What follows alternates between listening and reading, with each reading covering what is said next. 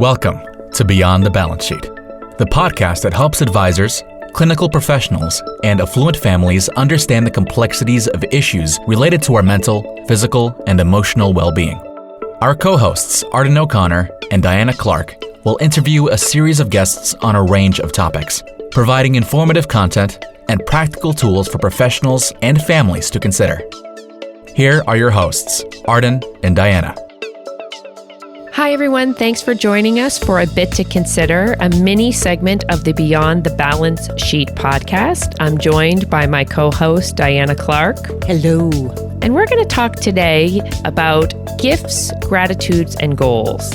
So, Diana, I know we talked a little bit about resolutions versus goals in the last segment, but I wanted to say that I think in media right now, I am seeing so many different forms of people encouraging ways to experience gratitude, especially in the middle of a pandemic. How do you do that on a daily basis? How do I wish I did it, or how do I do it? Maybe answer both. Okay. There have been periods in my time where I actually kept a gratitude journal, where I was able to be structured and disciplined enough that any thought that came to me of something I appreciated, I was able to write it down in that journal. I have not done that in a number of years, but that was the best gratitude practice I've ever engaged in. My goal at that time was something like several hundred entries in a journal, and I made it pretty close. And it does shift your brain, Arden. It does. The now, I don't know. You think when you're in a really good structure and a good habit that nothing can jostle you out of it. And then life does.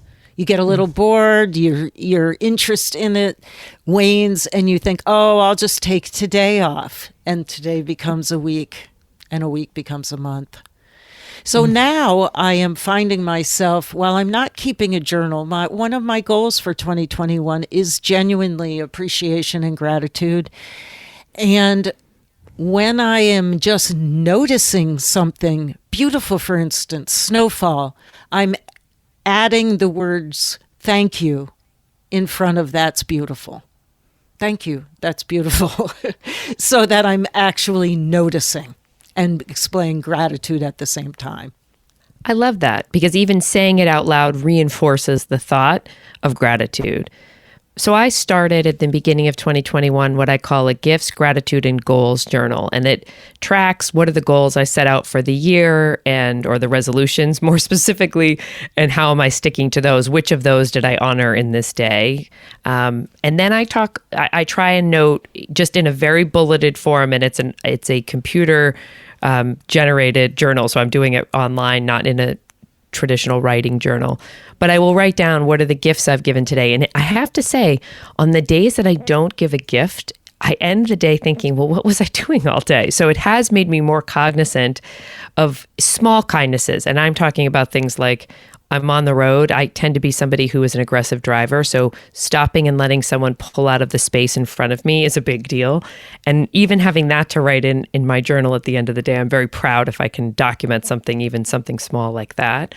But the gratitude piece has been interesting. I think for me, especially when it's a time when I tend to be focused on all the things I can't do, noticing that I actually get to go to the beach and walk with my dogs, and that I'm grateful that I have that opportunity, or I'm grateful that I get to sleep a little later and do a yoga practice at 8 a.m. instead of 6 a.m., has reminded me that this time isn't all bad. It's not all negative, even as we're getting into darker month where it feels like things are more and more restrictive. But there have been some, no matter what you want to call it, silver linings, positives, things that I would like to continue to do even post the pandemic. So that's been my mode. And I the reason I asked the question about what made you give it up is because I'm hoping I will stick with this. I don't know if I'll do it forever, but for a few more months. I don't know that I'll do it every day, but I am nervous that, like many things, I started and then it becomes easy to stop. So I've given myself the month, and then I'll reevaluate, which seems to be an easier idea in my brain than to say I'm going to commit to it for 6 months. Mm-hmm. I think 1 month at a time, but do know that 4 to 6 months is what it takes to actually embed new habits. They talk about 3 weeks as a way of, just sort of detoxing from old habits, but it takes 4 to 6 months to even begin a new neural network. So we have to keep up structure for that long. Another goal for 2021. Well, thank you for listening today, and thank you, Diana, for your candid thoughts. Thank you. Thank you for listening to Beyond the Balance Sheet, a podcast designed to help advisors, clinical professionals, and affluent families solve some of their biggest medical, psychiatric, and emotional challenges. Visit beyondthebalancesheet.com to read more about our guests and resources, and sign up for our newsletter.